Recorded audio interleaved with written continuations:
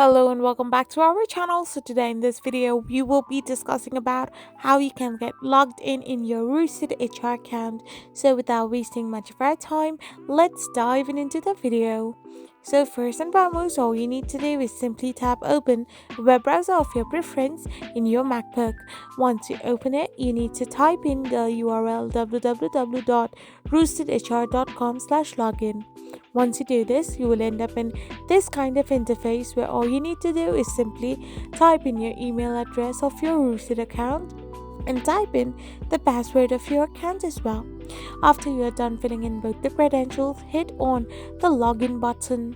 So once you do so, you will get logged into your account. However, if you have forgotten your password, tap on forgot your password to reset your password and get back your access.